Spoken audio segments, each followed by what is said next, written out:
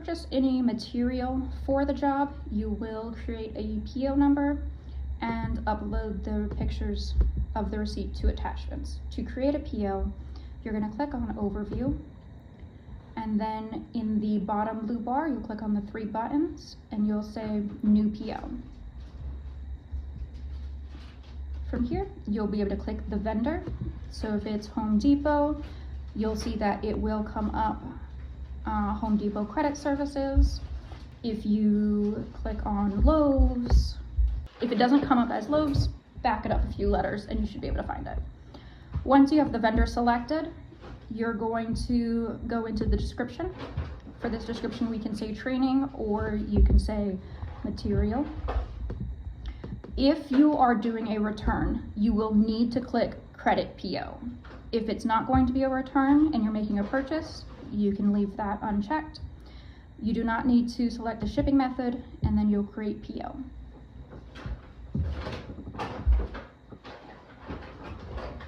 Once you have the PO number, that is the number you will put on the vendor's receipt.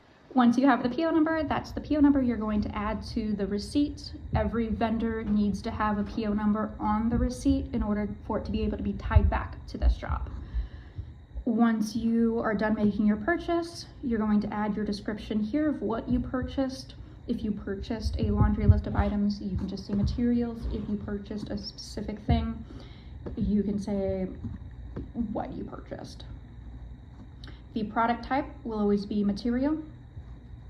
The quantity will always be 1. This is for 1 receipt, not the amount of items on that receipt. So the quantity is always going to be 1. The unit cost is the amount on the receipt. And it will always add the extra zeros at the end, and as long as the total cost reflects the same as unit cost, you're good to go. Used for work order, you do not need to add a note. You can just save. And there you go. It will say PO item added successfully. This is where you can see that you have your receipt for the P-trap at $23.50. You do not need to add anything else. You do not need to add a line item per item purchased. It's just for the entire receipt. Once you're done with that, you can go back to work order.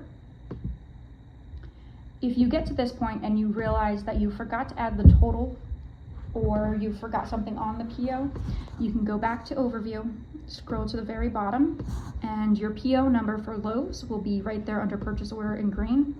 Anything in green can be clicked.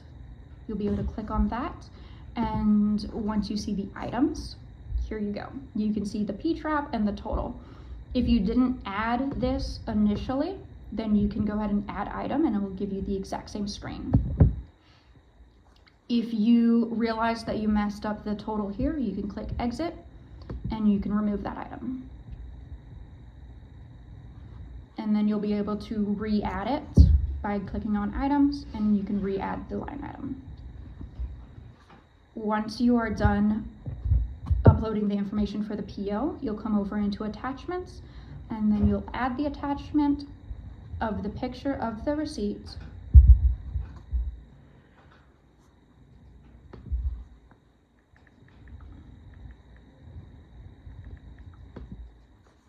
to Techtool, so that you have your PO number, you have the amount on your PO number, and you have your receipt in Techtool for the attachment. So AP has everything they need in order to process that PO.